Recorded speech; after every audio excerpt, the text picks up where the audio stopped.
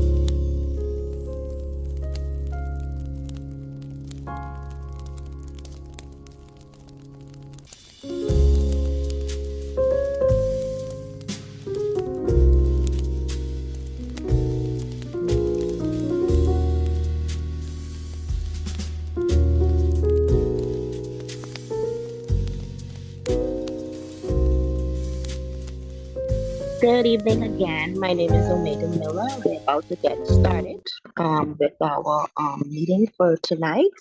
I would like to introduce our Vice President, Dr. Fox. Dr. Fox, are you there? Yes, I'm here. Good evening. Good evening. Welcome to our monthly general meeting, and I thank you all for listening in. As you are aware, March is Colon Cancer Awareness Month. So tonight, our topic will be colon cancer awareness.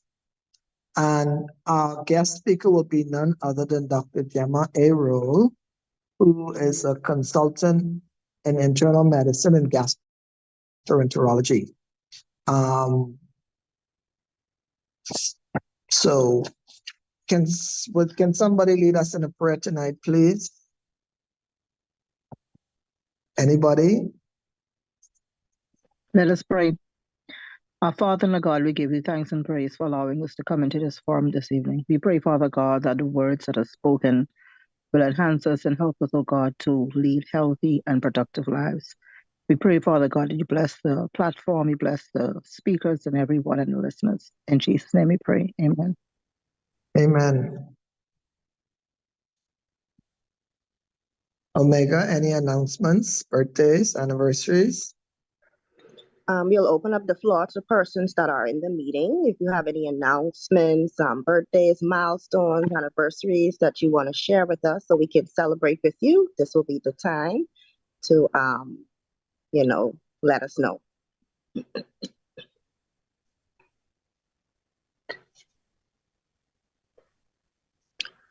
Well, I guess. Hi, sorry, Omega. Emily here. Hi, Emily.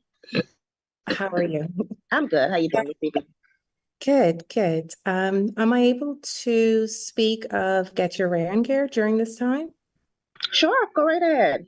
Oh, perfect. Good evening, all. Thank you to the Cancer Society for this opportunity to share with you this evening. I'm Emily Darville, the local director of Get Your Rare Gear Bahamas, which is a fundraiser that was founded in 2022 after my sister Andrea Darville passed away from colon cancer.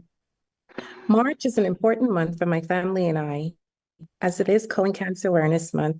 During this time, we remember and celebrate the life and legacy of this phenomenal young woman whose dream it was to create this wonderful initiative to help her community. Through partnership with the Colon Cancer Coalition and the Cancer Society of the Bahamas, we've successfully launched the Andrea Darville's Blue Hope Fund to assist colon and rectal cancer patients. With over 150 Bahamians being diagnosed annually, making colon cancer the third most common cancer in the Bahamas, many of us may have a family member or know of someone who is affected by colon cancer. I kindly ask that you join me annually to raise awareness and funds to assist our community. Get Your Rare and Gear will be held on Saturday, March 16th on Goodman's Bay Park at 6:30 a.m. Registration can be done online at coloncancercoalition.org/Bahamas or in person on Friday at the Cancer Society of the Bahamas during our packet pickup between the hours of 12 to 6 p.m. For those who are unable to do either, can register at Goodman's Bay Saturday morning before the start of the race. Thank you, and I look forward to seeing you all there. Thank you, Emily, for that insight on the colon walk this weekend. Persons interested can also contact us at the Cancer Society for information as well. I urge you guys to support that walk. It is proceeds of that event helps persons with colon cancer. And we have been assisting persons who've been coming in with application forms needing assistance with colon cancer. With that being said, since we're on the topic of events, I want to get right into the upcoming events for the Cancer Society. The walk. We had our walk, Stride for Life annual walk. I think it was February 24th. And it was a very successful walk. It turned out to be a beautiful morning. Over 400 walkers and runners paint the streets in support of cancer. And it was just a beautiful thing to see. Moving right along to our thrift store sale. We've been advertising the sale at our thrift shop for quite some time now. It's been ongoing and has been doing very well. If you haven't visited the thrift shop boutique on the hill, you are missing out on some really, really good bargains. Okay, our thrift shop hours are Mondays, Wednesdays, and Fridays from 9 a.m. in the morning until 2 p.m. To add to that, by the end of this month, we will be displaying our ball gown selection. Ball season is upon us. We have our annual ball coming up in May, and we also have prom season approaching as well.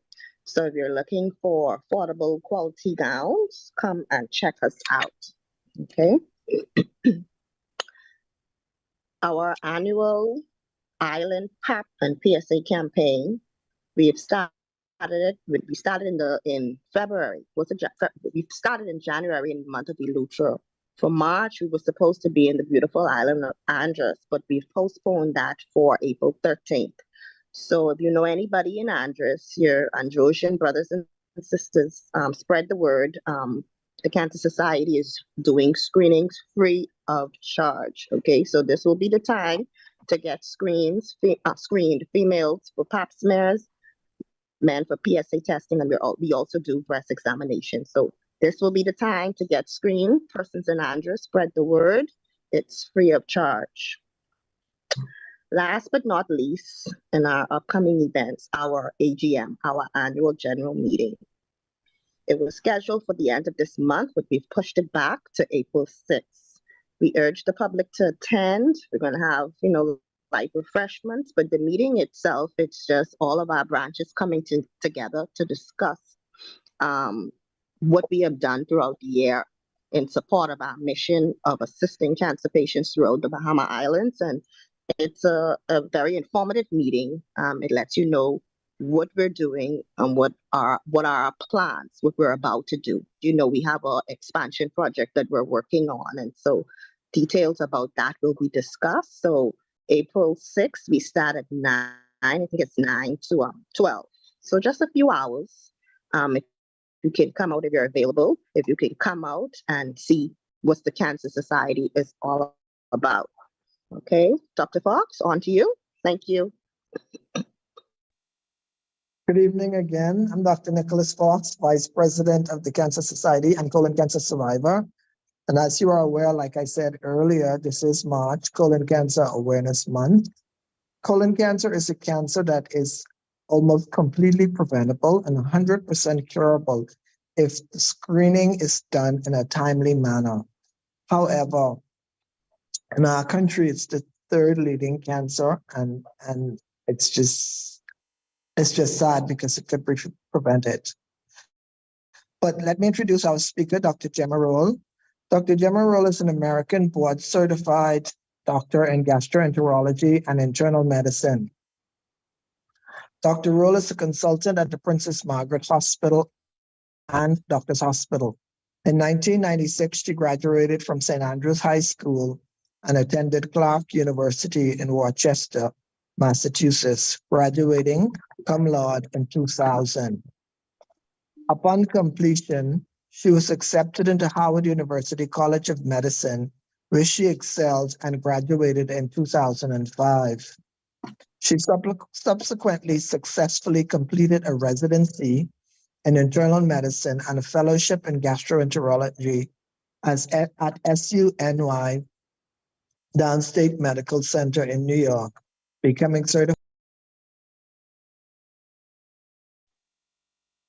certified by the American Board of Internal Medicine in 2008 and gastroenterology in 2011.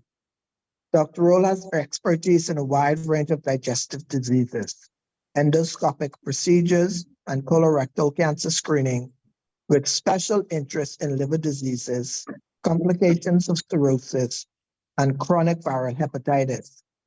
Additionally, she is a member of several professional societies, including the Medical Association of the Bahamas, of which she now serves as the president, 2023 to present, the American College of Gastroenterology, the American Association for the Study of Liver Diseases, and the American College of Physicians.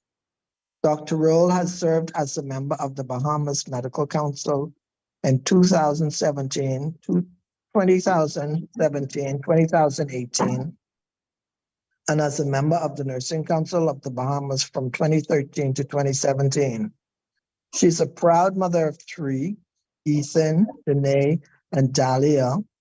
And Dr. Rolle is the daughter of proud parent Anthony Boosie Rolle and the late great Elva Patricia Ann Rolle. Dr. Rolle, I welcome you with open arms and thank you for doing this lecture for us. Dr. Rolle. Hi, good evening. Hi, good evening, everyone. Good evening. I'd like to first acknowledge and thank Dr. Fox for that wonderful introduction. Thank you to Aaron Storr and staff of the Cancer Society for organizing this general meeting and inviting me to speak. I need to share my screen, correct? Am I sharing my screen? Yeah. Okay, let me share screen.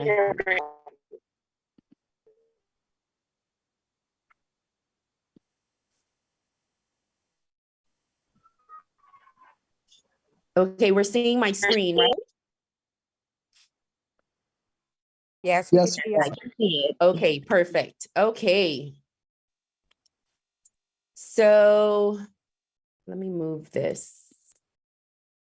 So colon cancer awareness. We'll go through this really quickly so that we can ask lots of questions if there are any.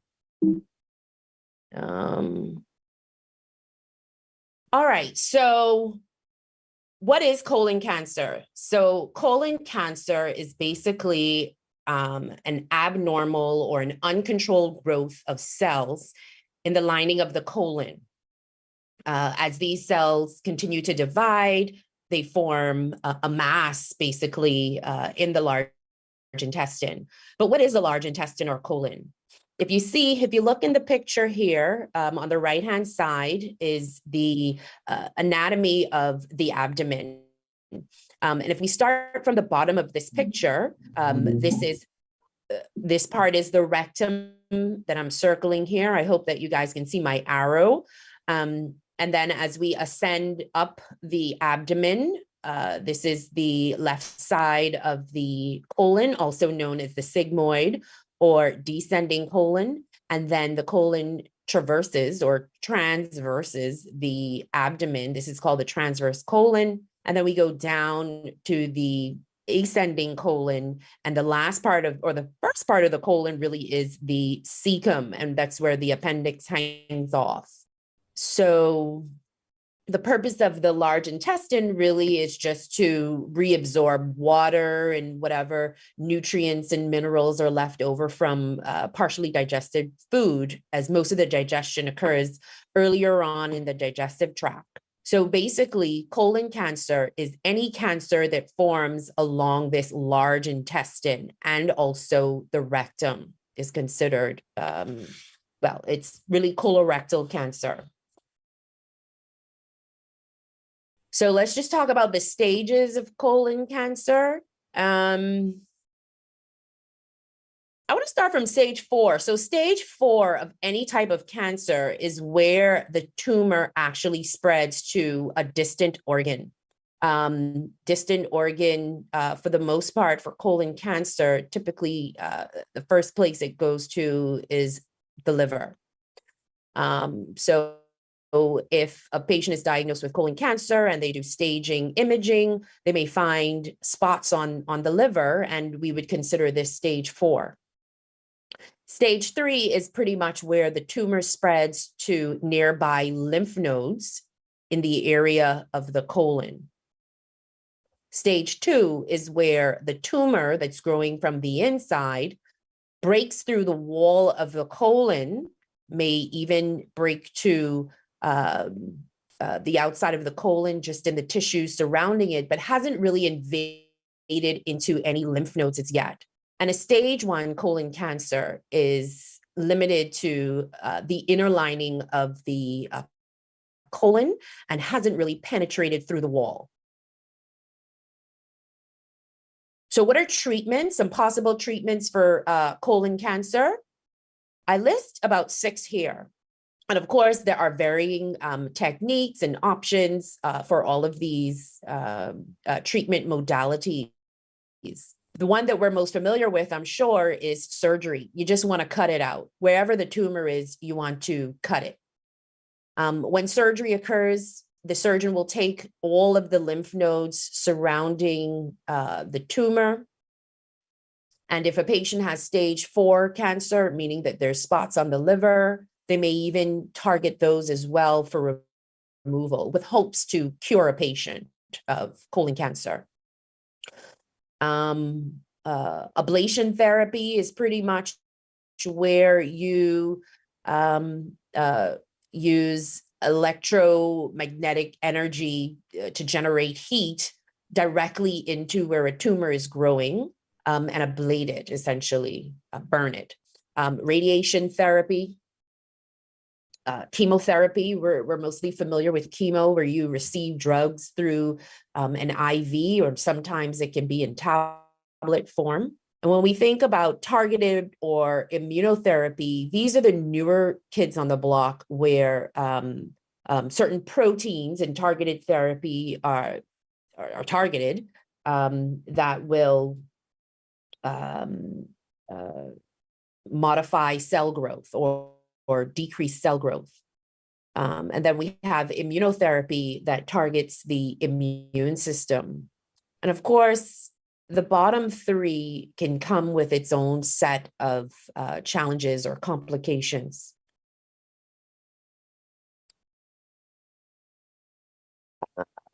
So what are some What are some signs and symptoms of colon cancer?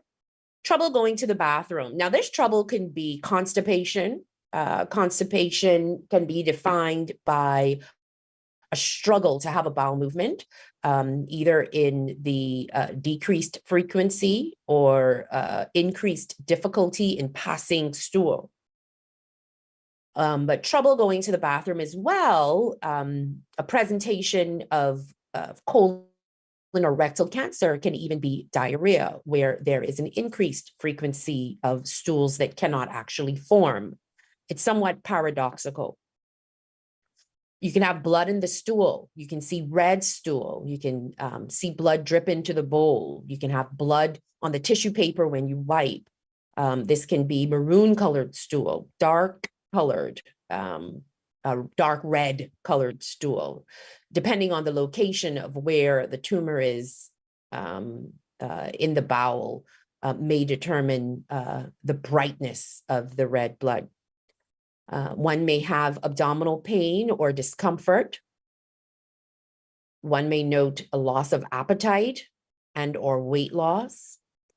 There may be unexplained tiredness, and this reason can be twofold. One, there's some increased metabolic activity in the bowel that's taking up all the energy, or it can be from blood loss, where you're losing blood on a daily basis and you're just feeling tired because you don't have enough blood circulating. I want us, though, to bear in mind as I continue this presentation that these are what this slide has been labeled 5 surprising, I guess, signs and symptoms of colon cancer. But the most surprising, I think, to persons would be that colon cancer may present with no symptoms at all. Asymptomatic is a very common presentation for colon cancer,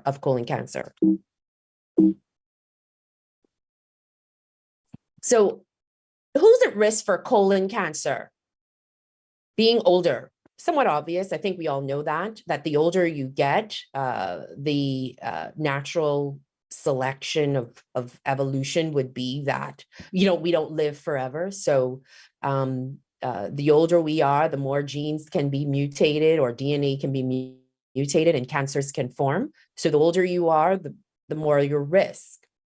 Having a personal or family history of colon cancer. So as Dr. Fox has stated, he's a colon cancer survivor, but he is also at increased risk of developing another colon cancer. Persons with a family history, that's a first-degree relative. Recording in progress. Got it. That's a first-degree relative, second-degree relative. A first degree being a parent, a sibling, a child. Second-degree relative being an aunt, grandparent, second degree of separation.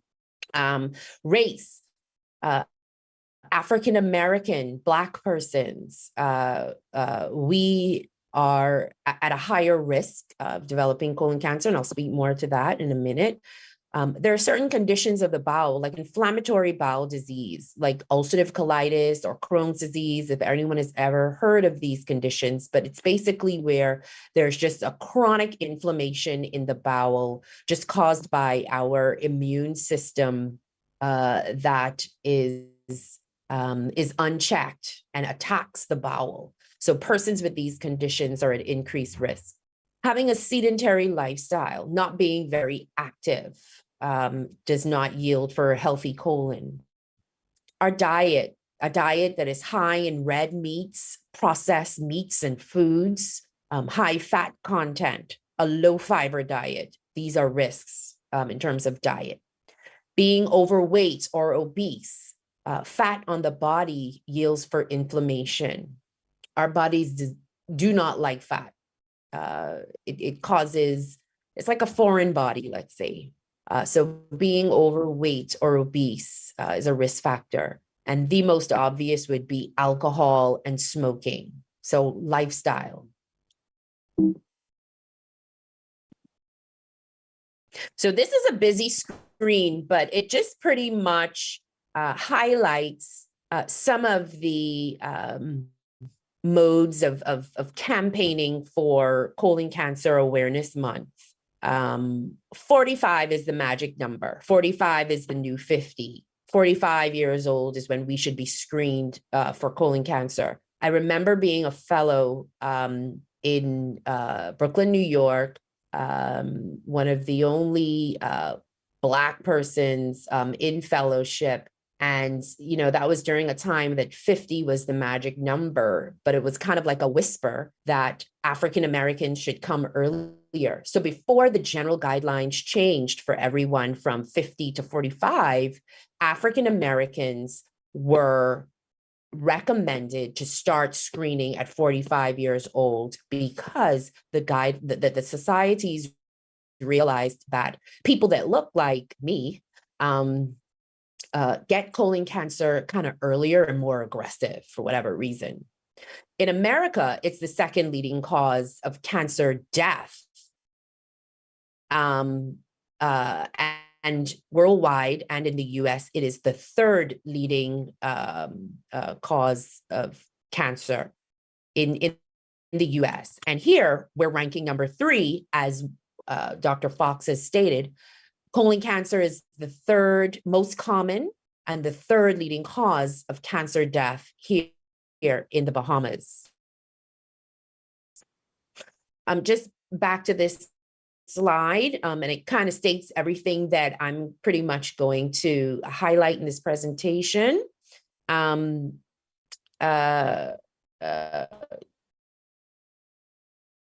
Screens, you know, how do we screen for colon cancer? And colonoscopy is a running theme here, okay? You'll realize a colonoscopy can reduce the lifetime colon cancer risk by almost 70%. And also to highlight here, colon cancer has a 90% survival rate when found and treated early. So that magic number, we rank number 3. Well, colon cancer ranks number 3 as the most common and third leading cause of cancer death. So before we get into the main way to prevent colon cancer, or the almost guaranteed way to prevent colon cancer, I'll tell you about how we can prevent it. Stay healthy. I think that one is a no-brainer. Stay healthy throughout your life, having a healthy weight, healthy diet, healthy lifestyle. Lifestyle being move more in any way every day. Fill up on fiber-rich foods, fruits, vegetables, legumes, grains, you know, the foods from the earth.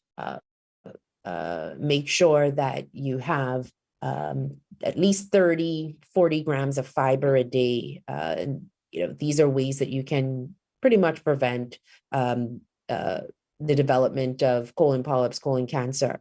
I guess, you know, studies have shown, according to this, where I got this slide from, almost half of the colon cancers may have been responsible, or not having a healthy lifestyle may have been part responsible for the development of colon cancer.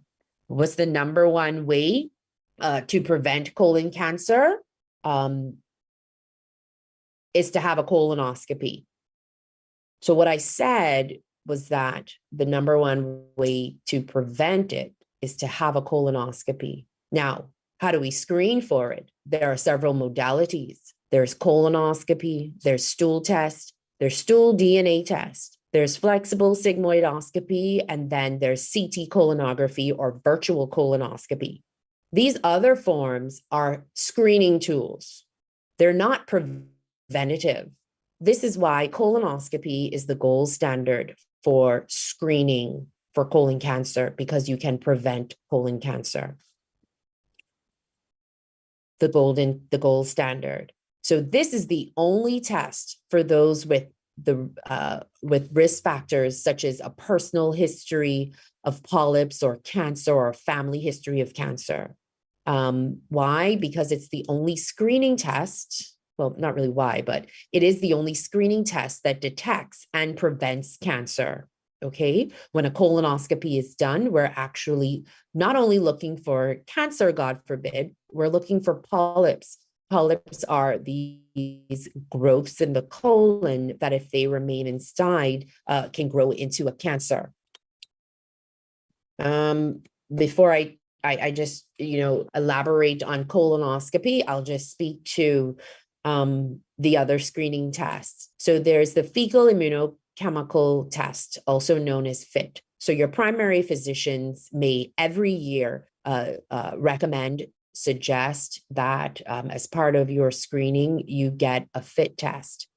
This is what is available here in country widely. It is available through NHI, private labs, and it is basically you would send your stool sample in. It would be tested with a little chemical that's dropped on there. The color changes, and it's going to be a positive or negative. But basically, what we're testing here is for a little bit of blood in the stool. A stool DNA test, Cologuard, you can purchase it. It's not, readily available here, but Cologuard is pretty much, or a stool DNA test is pretty much looking for little fragments of DNA or proteins that may break off of a tumor sitting in your colon. This is also a stool test. A flexible sigmoidoscopy is not preferred. This is what was used several years ago. And basically, you would get a scope being a camera in the shape of a tube being pushed into the rectum and into one part of the colon, the last part, which is on the left. And if you had any polyps there, then they would recommend that you get a full colonoscopy.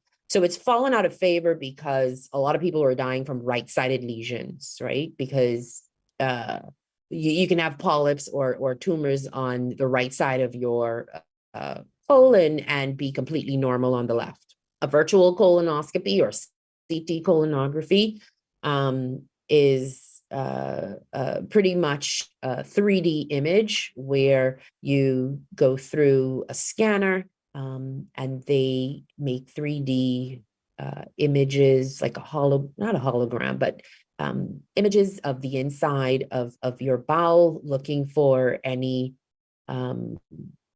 masses, tumors, polyps. So let's talk about colonoscopy. On the right side of the screen, we have, again, the anatomy of the large intestine, and you see that black tube that is passed through the large intestine. That's what the scope looks like. And at the end of the scope, you see the light shining. So this is where the camera and a light, and also through this tube, that a better picture is on the top left. And then also you can see the operator holding the gadget that controls how this tube moves through the bowel. There's channels in which various accessories can be passed through. So while this tube is pushed all the way into the large intestine to the beginning, through channels of the scope, and this slide shows all of the fun stuff that we get to use as gastroenterologists. We see accessories like in the top middle, that's a snare. And the top left picture is showing how the snare kind of wraps around this polyp here. The arrow is pointing to it. The snare wraps around this little polyp, and then it burns it off. And so you see the polyp has dropped off on the side, and we have nothing left there where it used to be. And now we remove it completely from the colon. Another picture of how this may be, you see of the scope, or the tool comes through the scope into the bowel, we can inject fluid that will enhance or lift the polyp. And then we take the snare and cut it off, cut it out, polyp removed. Great, preventing colon cancer from forming. These are just, on the bottom left, these are just pictures of different sizes and ways the biopsy forceps can look. In the middle here, we have different shapes of the snare depending on the size and the difficulty of removing the polyp. And then the bottom right is just another picture of how a polyp is removed, and patient is completely, that risk of colon cancer is completely eliminated by removing this polyp. This slide is fun.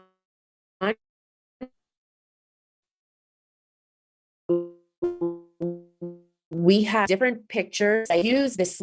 We can use how we can use dye, something called chromoendoscopy, that is used to highlight abnormalities.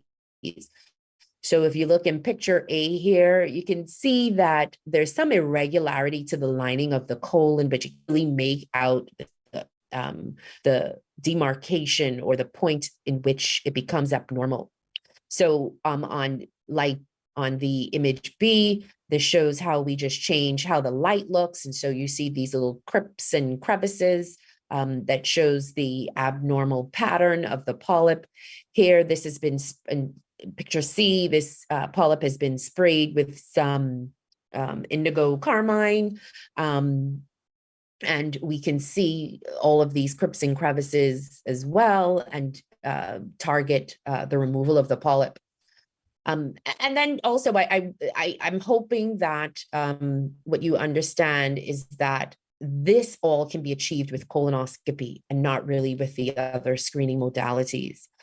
So here we have a slight irregularity in the lining of the colon, but you can totally miss this. But now with spraying the ink on it, you can see that there's obviously something there. And this picture here is even more striking, where you have a lesion in the colon that it takes a keen eye to see. After being sprayed, you can see how the abnormality is just pronounced there. So these are some really cool pictures of how polyps can look. For the most part, about 4 of these can be rather easily removed with the colonoscopy, the top left-hand corner. Unfortunately, that may need to be surgically resected. The other 2 on the top, these are easily removed with snare. The bottom left-hand corner, that's a polyp. What we would do with this one is we would lift it by injecting the bottom of the polyp with some saline or a medication called epinephrine, and then would burn it off.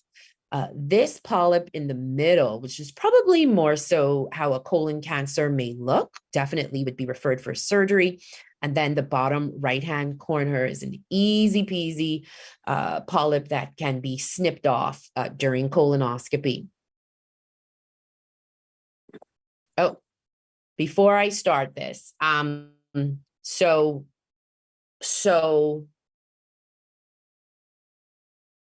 colonoscopy is a procedure that is preferably done with the patient sedated, where you're comfortable. Here lies one of the differences between colonoscopy for screening and the other options, the other screening modalities. The others do not require sedation. A virtual colonoscopy, for example, is a CT that you do when you're wide awake. What is the sensitivity and specificity of a virtual colonoscopy versus a colonoscopy, an optical colonoscopy where you're actually looking into the colon? Well, it's pretty sensitive and specific. They'll tell you if you ever had one and you read your, they'll say that they can miss polyps that are 5 millimeters in size. I think that the bottom right-hand picture is an example of a polyp that can be missed with virtual colonoscopy, and they will tell you this. The next slide is a few minutes long. It's a video that I love to share, and I'm happy to say the video is being updated by one of our local news and media professionals. I'm so happy about that. But it is a video of Dr. Oz, Mehmet Oz, who shared his experience of having a colonoscopy live on television. I just want to share that with everyone. If my apologies if you've seen this, I've seen it a million times. My apologies. All my friends think I'm going to surgery as opposed to having one done. So I'm Dr. Mehmet Oz. Usually today I'm Mr. Mehmet Oz because I came to my hospital to get a colonoscopy. Oops. Sorry. Okay. So all my friends think I'm going to surgery as opposed to having one done. So I'm Dr. Mehmet Oz. Usually today I'm Mr. Mehmet Oz because I came to my hospital to get a colonoscopy. Part 2.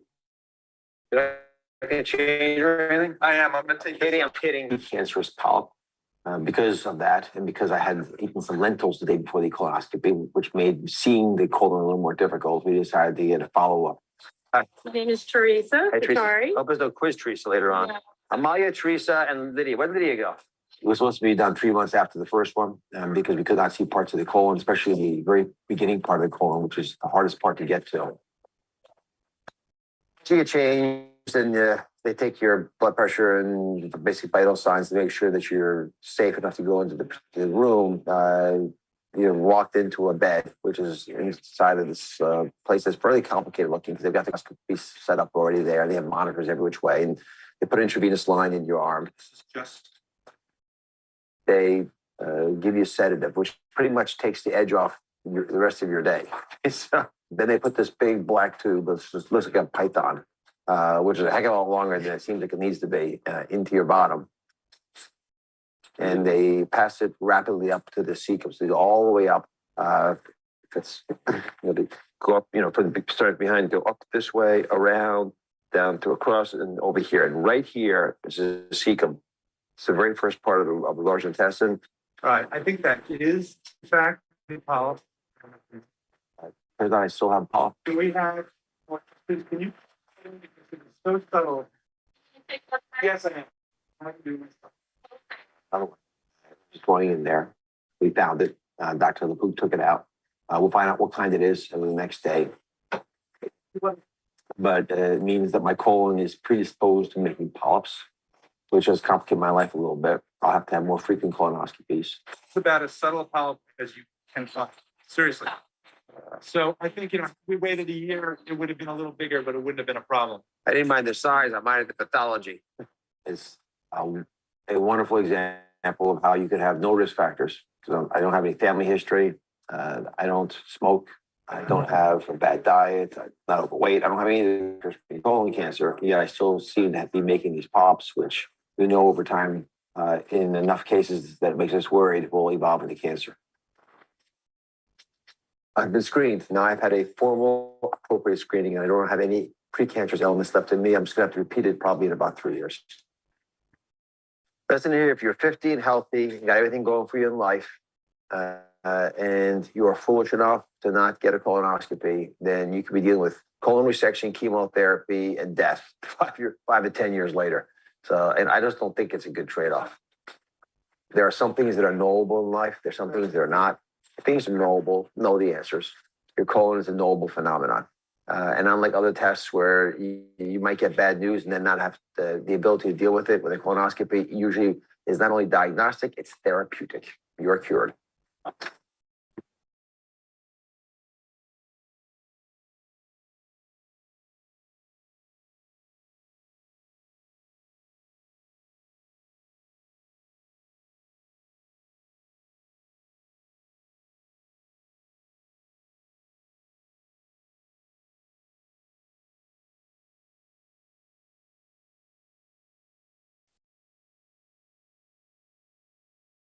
Okay. I thought that was great. So when he recorded this, obviously it was during the time that colonoscopies were on every age of 50. And he highlights that he's had no risk factors, no family history, and he has a polyp.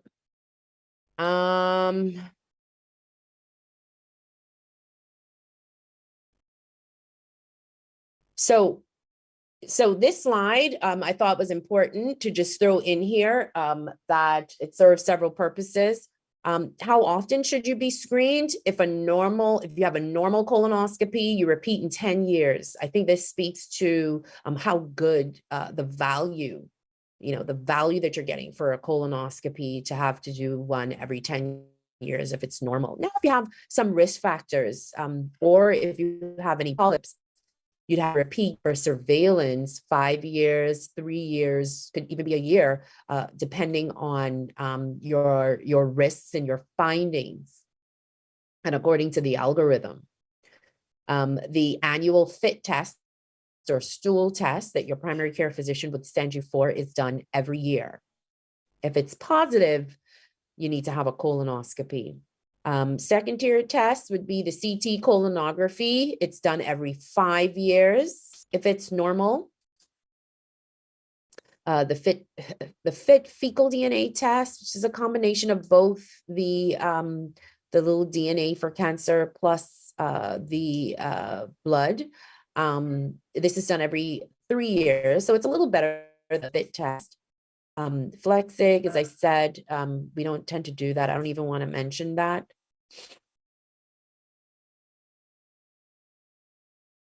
Pros and cons of colonoscopy. It's a high sensitivity for colon cancer, and all classes of precancerous lesions. There's a long examination interval is another pro, 10 years. One or two negative exams may indicate a lifetime protection. It's a one-step screening test in which you can identify and remove polyps at the same time, and some very early cancers. One step. The cons, okay, it can be expensive. You have to, you consider the operator, the endoscopist, the anesthesia that's used in the actual facility of facilitating the procedure. There is some risk of complication, but when we think about a test that's used for screening, it has to be a low risk test. If we're saying that the entire population should have a colonoscopy at the age of 45, it should be a low risk. And when we consider what the risks of the complications are, these risks are less than 1%. So less than, 1 in 1,000 of these procedures can have complications of, let's say, perforation, a hole being made in the colon, anywhere the scope goes.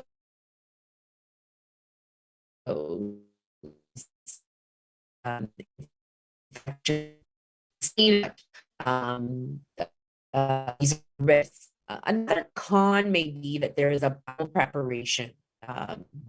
The bowel preparation, meaning that all of the stool that is currently sitting in your colon has to be cleaned out the day before the procedure.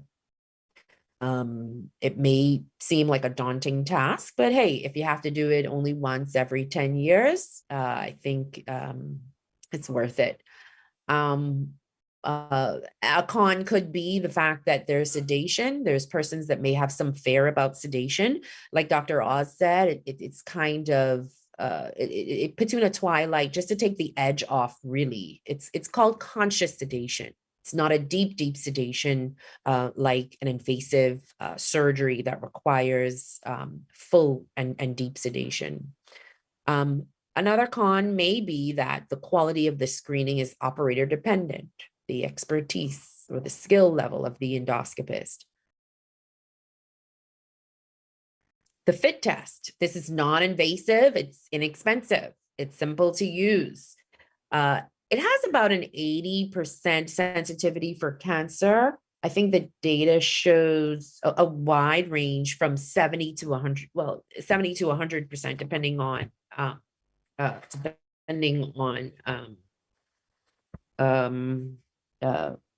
which article you're reading.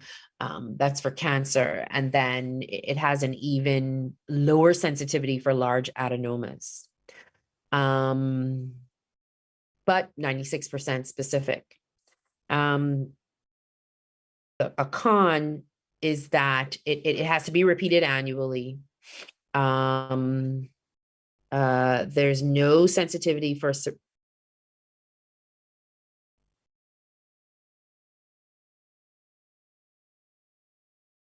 no sensitivity for serrated lesions. A serrated lesion is a different form of an adenoma precancerous polyp. Serrated lesions are actually lesions that grow into a cancer more quicker than the typical adenoma polyp. A con is that a colonoscopy is still required if it's positive. And we don't really have optimal surveillance intervals established for this. Once, your FIT test is positive, or you've had a positive colonoscopy, we don't know how often you should really do a FIT test. But perhaps if you've already had a history, your surveillance moving forward should be colonoscopy, not FIT.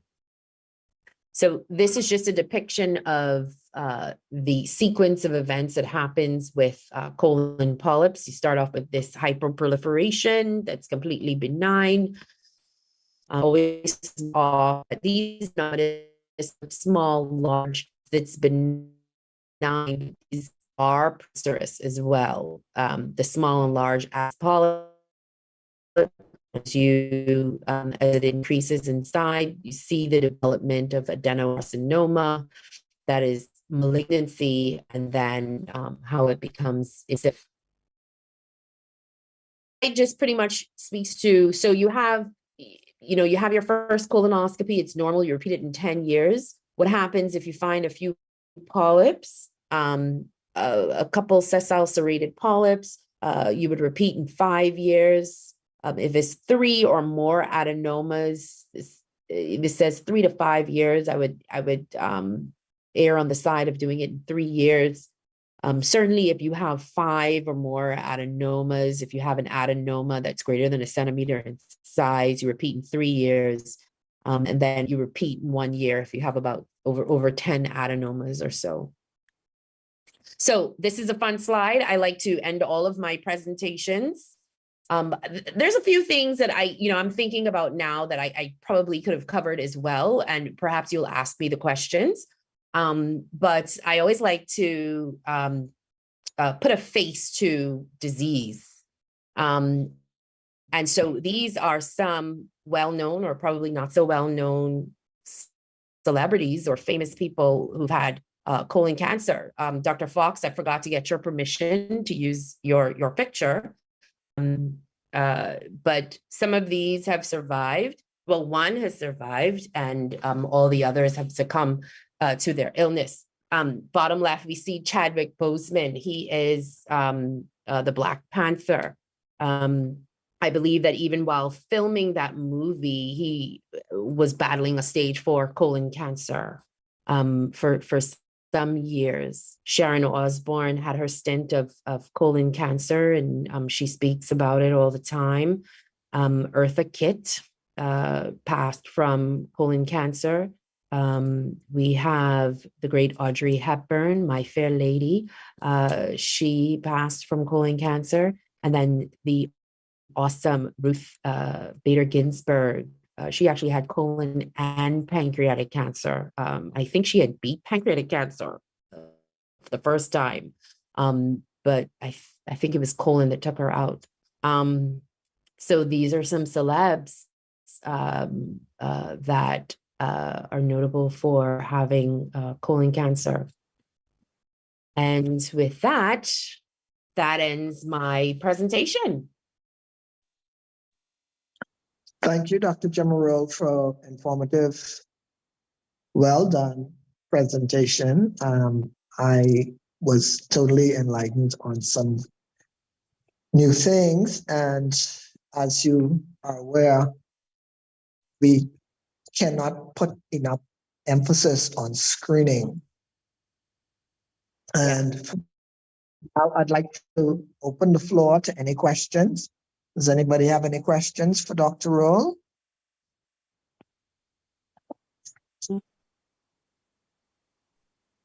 Good evening. Yes, I have a question. As a female and you go to your OB/GYN for your annual checkups and you'll be asked to do your pap smear as well as a mammogram. And the costs are not bad.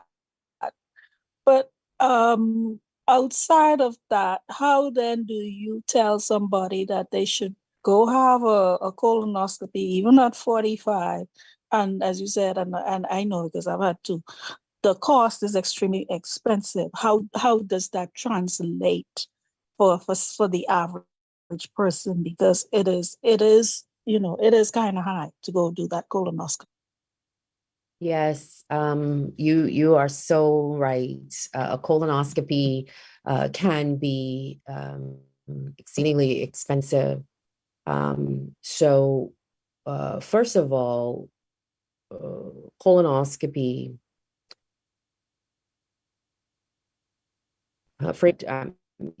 colonoscopy is available in our public system. Now, colonoscopy is limited in the public system, and at this present time, we tend not, or we are unable really to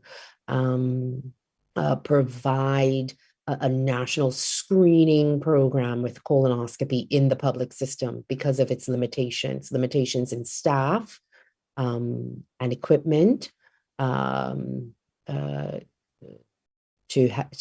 just to provide that service for screening purposes. So when we have colonoscopy really in the public setting, it's going to be for persons who are at really high risk and they need intervention.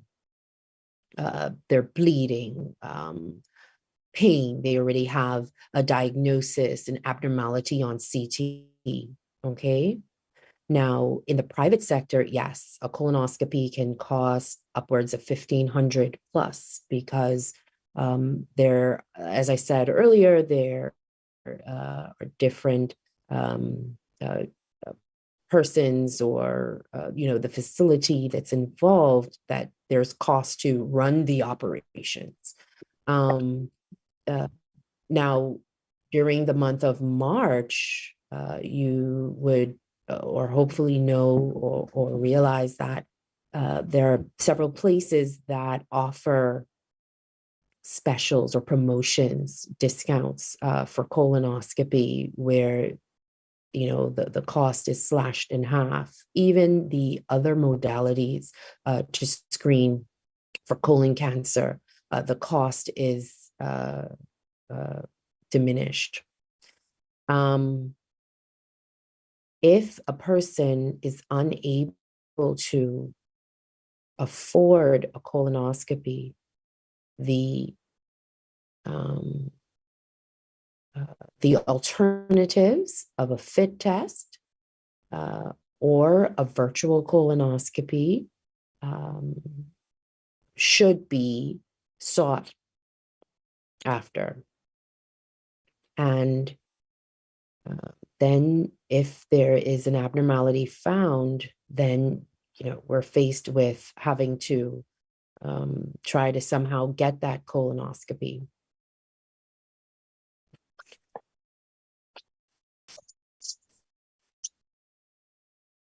So, I mean, there should be a strong consideration to do something to screen some way, shape, or form.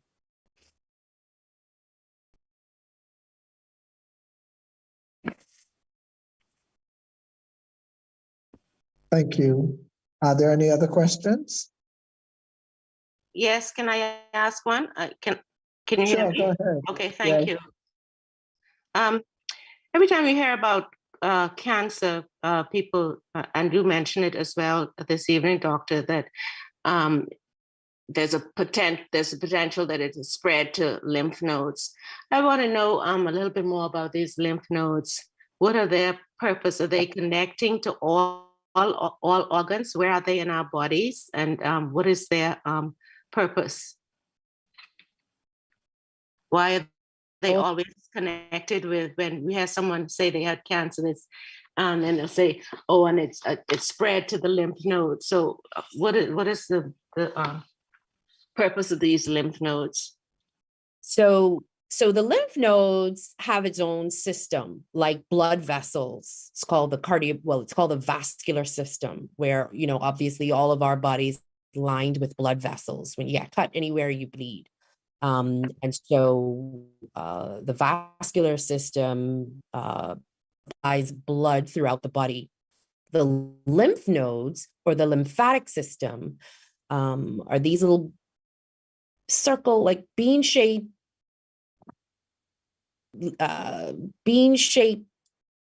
structures or little things that are connected by channels. And just as we have blood everywhere in the body, we have these lymph nodes, which are part of the immune system, and all of the cells that are responsible for our immunity, or fighting or fighting diseases, or filtering the body with bad things that may travel through it, the white blood cells. The lymph nodes are like little stations. Yeah. Little stations where the lymph travels through the body and just pile up. So if there's an area where there's a cancer growing, the cancer can just pop on into one of those lymph nodes. And, the body's immune system may try to fight it or try to beat it, but it tends to just sit there in the lymph node, and then can spread throughout the body through the lymphatic system. So they're very important.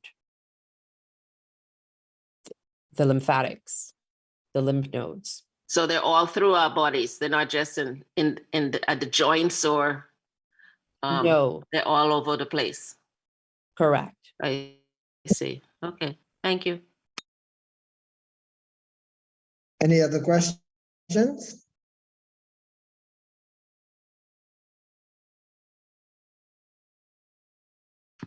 Great presentation. Thank I you. have a question. Sorry, I have a question.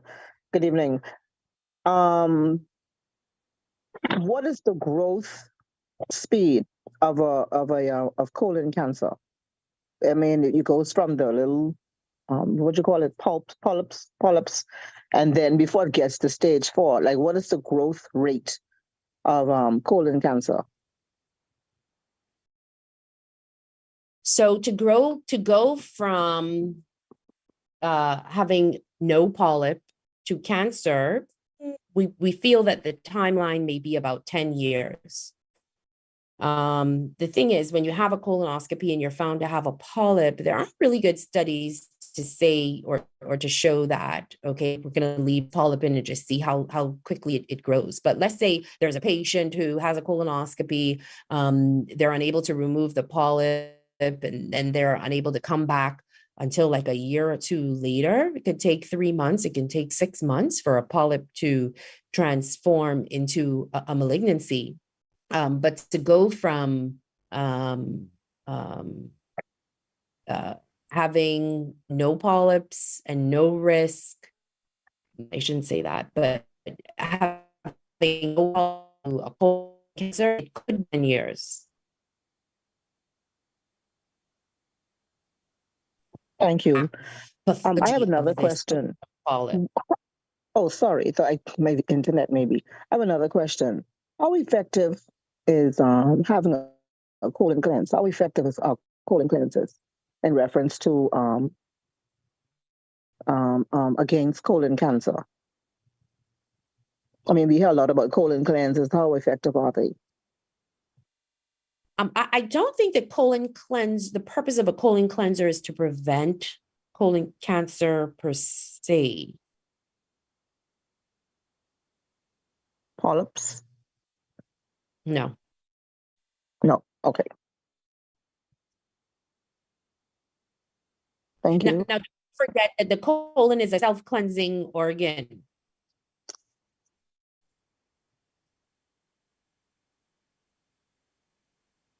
So what is the purpose then of people, all this rave about colonics and all these things? I mean, why do people pay all that money to go do those things? Very What good question. what are the benefits of doing it? I mean, can't we just take some bush medicine and clean out our system? So why do we have to go? Why do people go through this colonic? Is it a fad, a fashion, or trend, or what? Well, the way I have answered this question for years is that I say that colonics do not have any clinical benefit, right? You can clean your colon naturally. There's no clinical benefit. If it makes you feel good, you have the euphoria, you get a kick out of seeing what comes out of you after being flushed with water, great, by all means, do colonics. But no, there's no added benefit. So it doesn't prevent cancer cells or polyps from forming? No. I see. If you have a predisposition, I guess, to having them, that you can have them. Correct. I see. So what is the so it's the same thing applies then if we take magnesium on a regular basis, or these things called Miralax or something, if you take those things on a daily basis. I mean, they obviously give you relief, but in the meantime, you should still be having your colonoscopies. If you've had them and have been told to do them on a regular basis, you should still be doing that, as opposed to saying, oh, I'm having a regular daily bowel movement. I don't have to be bothered with that. I'm feeling good. Make sense? Yeah, so magnesium and other laxatives, gentle laxatives like Miralax, they are good for helping the bowels move, right? Mm-hmm. I do not believe that there is any solid evidence from case-controlled studies or randomized controlled studies of the magnesium itself preventing colon cancer, okay? But in terms of having regular bowel movements, magnesium and other gentle laxatives or fiber really is beneficial. So none of these particular laxatives are colon cancer preventative. If we think about certain minerals that may theoretically decrease your risk if you're interested in like maybe taking natural substances, natural antioxidants or anti-inflammatories like the garlic, the turmeric, ginger, flaxseed, right? May have some benefit.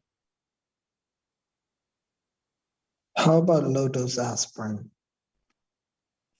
So yeah, so with the theory of targeting that inflammatory cascade, taking a low dose aspirin, and again, this aspirin is one of those that you'll have some studies that are for, and then you'll have some studies that showed no benefit, right? So we really haven't had any solid evidence to really put patients on an aspirin specifically for prevention of colon cancer, but we can say that there may be some benefit.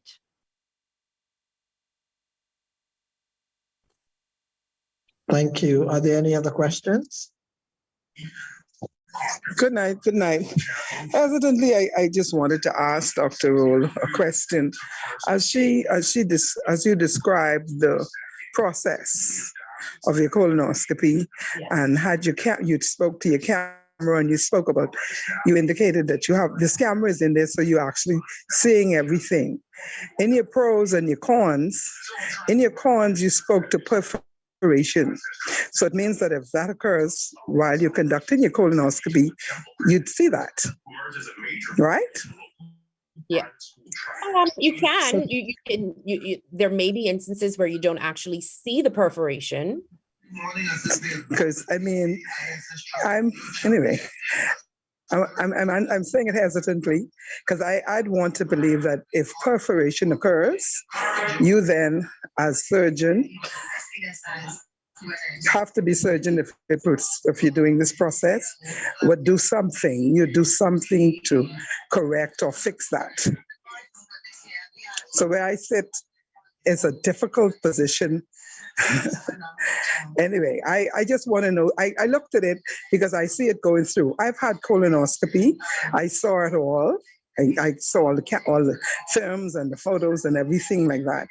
And so when a family member has one and ends up with a serious perforation and nothing is done, that leaves me in awe, if I may say so.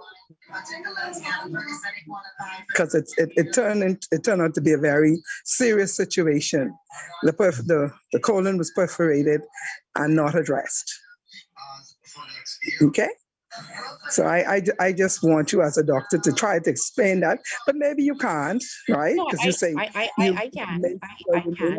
Mm-hmm. Because a perforation occurs and nothing is done. And then the person is left there.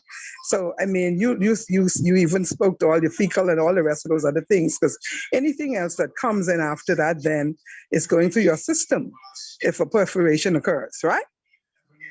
Yeah. Okay, so that hurts. That leaves you disappointed for a family member to go through that situation and nothing is done, and then you find out that perforation occurred on Friday, and you have to deal with that situation on Monday, the following Monday. A lot of questions are left in my mind, but I leave that for you. I would think the perforation is so small till it was not seen. Sorry, Okay. I was speaking out of turn on my opinion. Let me just address that. So as stated, perforations can be one of types of complications that occur after a colonoscopy. As a physician, and having a complication with any procedure that we do is not something that ever taken lightly. Okay. Physicians are human. There is margin of error that can occur with anything that's done in all professions. I believe that how a patient may be handled after complication is done can set the tone of what is left. You know, like Oprah says, you may not remember what a person says or does, but you remember how they made you feel, right? Oftentimes, if a perforation occurs, it is not always obvious that, hey, this is the hole, this is where it is, let me close it, because this is what we can do when a perforation occurs during a colonoscopy. You take a tool, something called a hemoclip, a clip, and just clip it closed. Let's also bear in mind that perforations can occur, for example, if you have a patient who has a large lesion, a tumor that you're trying to remove by snare, saving that person from surgery. Let's say they're not even a candidate fit for surgery, and you want to do something for them now. Let's say they're a patient who cannot afford the colonoscopy that you're doing, let alone to remove this polyp, and you make the attempt to remove a polyp. Unfortunately, let's say this removal of a large polyp, the patient ends up with a very tiny microscopic hole in the colon that may not be so obvious during the procedure. And this is not realized until, let's say, 24, 48 hours later, when the patient's abdomen maybe starts to swell or there's pain, okay? I can almost guarantee you or promise you that at least I am unaware of any gastroenterologist or physician that performs colonoscopies would ever knowingly leave a patient with a perforation and do nothing. Oftentimes, if a perforation occurs, perhaps the patient may appear quite stable just after a colonoscopy. There are patients when, while doing the colonoscopy, there may be concern that there is an increased risk of a perforation occurring. Why? Because the patient is not clean. You're unable to really navigate and see where you're going into the bowel. It could be a scenario where the patient has spent their life savings for this colonoscopy and just unfortunately, they're not clean. Do you then tell the patient, I'm going to abort this? You can't get your money back. I'm going to abort this. And I need you to come back next week when you're cleaner and spend another $1,500, $2,000. So you try to sit there and you try to clean up as much as possible out of this colon, and the view is obscured. So, you try to have that balance of how much do I do for this patient in terms of a risk of a complication versus risk having them to repeat something that it took them so long to have done. And then there are procedures that are done while a patient is actually bleeding. Blood obscures the view. You're unable to see well in the colon, but that's the purpose of doing the colonoscopy for an intervention. So there are circumstances that may increase a patient's risk of the perforation occurring. Okay, I gave you different scenarios. A large polyp, there may be not so clean.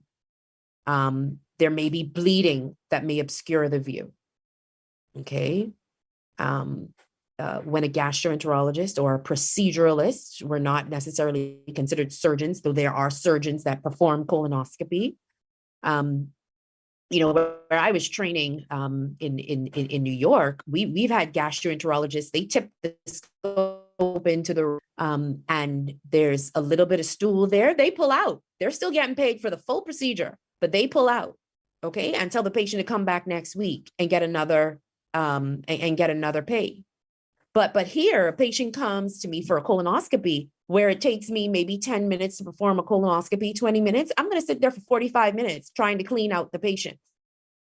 But you see, patients may not be able to appreciate the decisions that have to be made during each and every colonoscopy to take care of a patient and to provide the best outcome for a patient. Okay. I want us to be kind of careful and cautious. And I know that when things happen during when a patient's life is in your hand or in someone else's hand, or loved one's life is in someone else's hand, and not so good things happen. I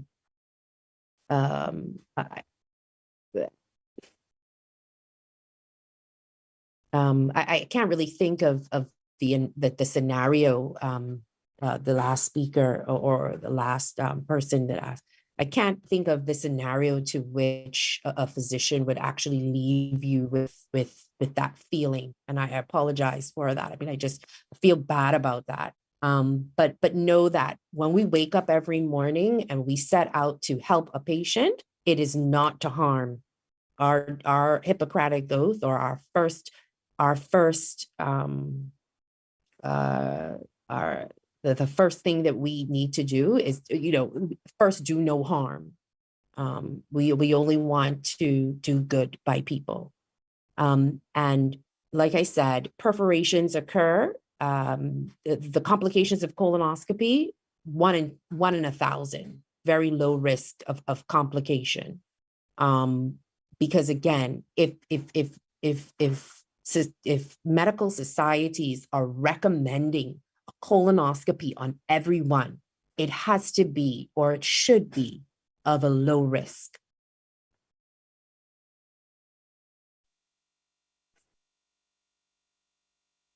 So Tanya Johnson asked, are patients given a cleanser before a colonoscopy? Great question. And again, I told you I could have thought of a few things that I kind of missed out with colonoscopy. The bowel prep is simply where a patient drinks clear liquids for basically 24 hours prior to a colonoscopy. Clear liquids all day, and then they drink this large volume laxative. It's a gallon of this solution that they have to drink prior to the procedure. Recently, in the last 10 years or so, we found that you can split this bowel prep in half. You drink one half the evening before, and then drink the other half, the 2 liters, about 6 hours prior to the start of the colonoscopy, and you're clean. Some preparations require taking Dulcolax, which is a stimulant laxative, just for an extra boost. But basically, it's simply drinking clear liquids the day before, and then drinking this large volume laxative. This is also required for a virtual as well, where there is a bowel cleanse. There's another question. Can you expand on the importance for men to understand the difference between a colonoscopy and a prostate exam? Before doing that, know that colon cancer and colon polyps affect men and women equally. Women have colons.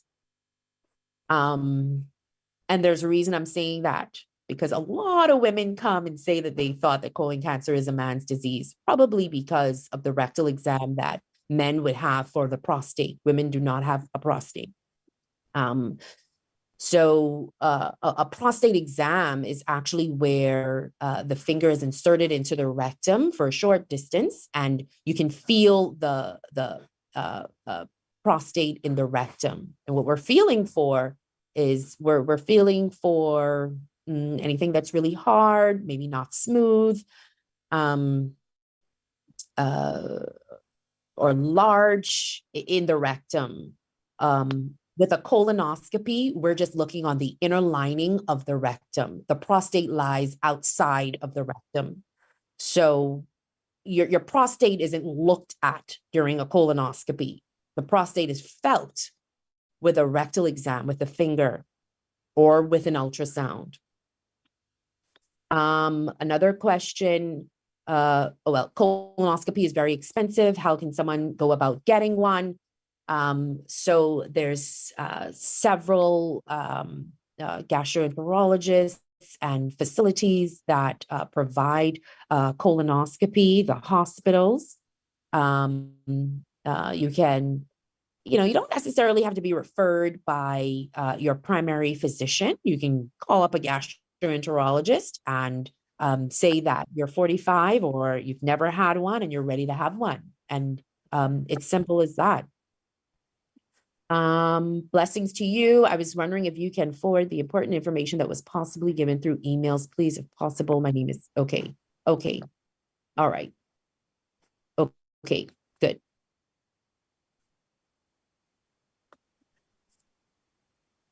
Any other questions? Not a question. I just want to make a comment and commend Dr. Rolle. You made a wonderful presentation. Your explanations and the slides that you shared really brought light to a whole lot of issues around the disease. I'm a cancer survivor as well. I'm a colon cancer survivor of 25 years this year. And so it was refreshing to hear the presentation and to hear your recommendations for treatment and care moving forward. So I thank you for your presentation this evening. Thank you so much. Thank you. Any other questions?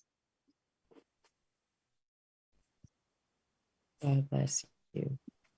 Dr. Rolle, if I may, I'd like to make a comment and to get your insight on moving forward with colon cancer and colon cancer screening.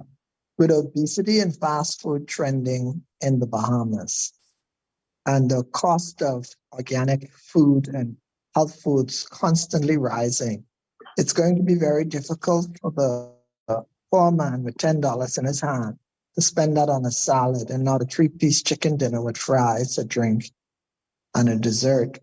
How do we change this mindset? And I think that more could be done in the public sector because most Bahamians seek medical care in the public sector, about educating and informing people about the necessity of colon cancer screening and using the affordable measures that they can afford and that's readily available in the government section as compared to recommend.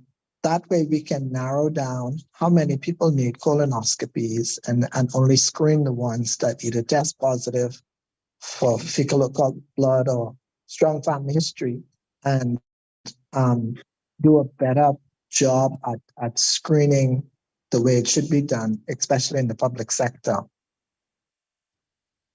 Yes, very, very good question. How do we get persons to eat a more healthy diet? I think I'll leave that for the Nobel Prize winners.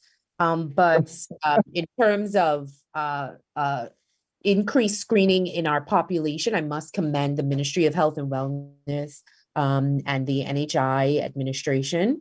One of the future goals is, as the standard health benefit expands, will be for colon cancer screening.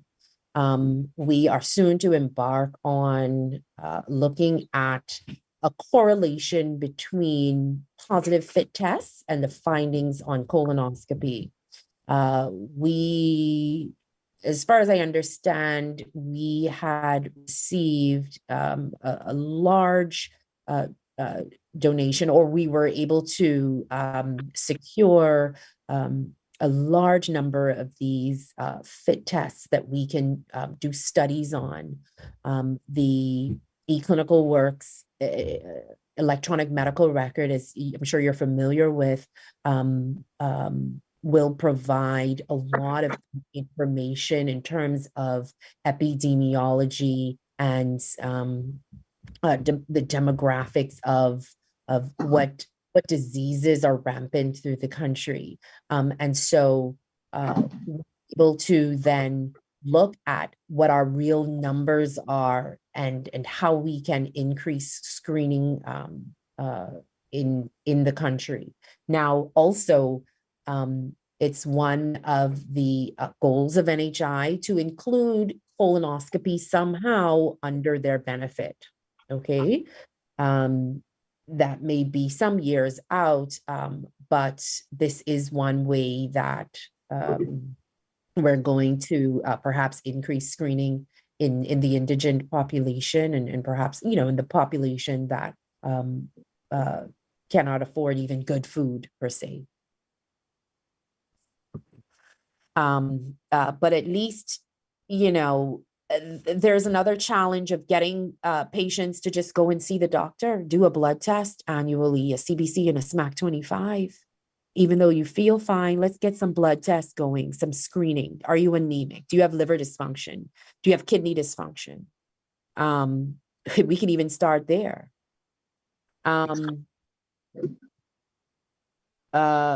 As the president of the Medical Association and Dr. Nicholas Fox, though you have not confirmed with me, I'm so looking forward to seeing you tomorrow our opening ceremony and at the conference as well on the 14th and 15th at Margaritaville Resort.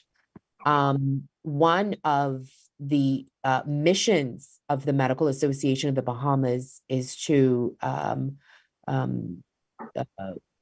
enhance awareness of medical illness, or let's say preventative medicine, or how to maintain health. And we are seeking ways to assist physicians in the community, in the hospitals, in taking care of our population. The theme this year being artificial intelligence, the new age of medicine. We have great ways of sending messages to persons. I know that eClinicalWorks can send mass messages and emails to patients.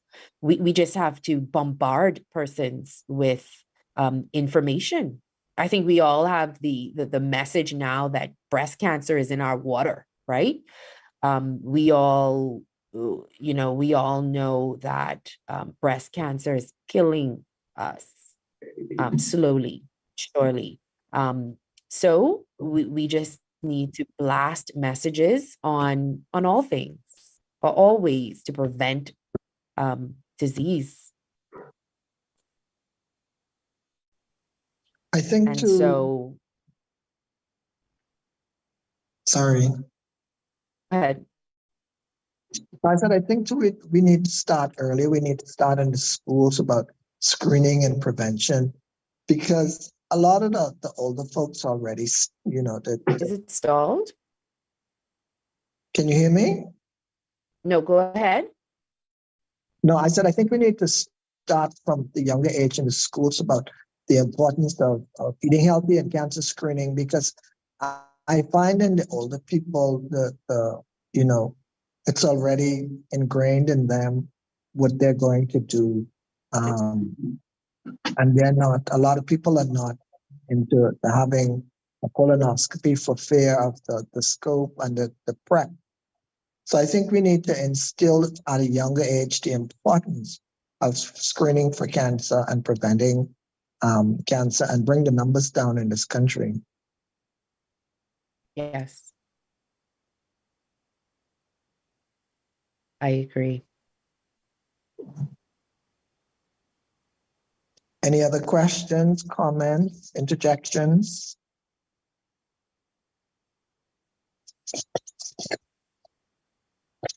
Well, if there are no other questions, I would like to thank Dr. Rolle for this marvelous, very informative presentation, very professionally done.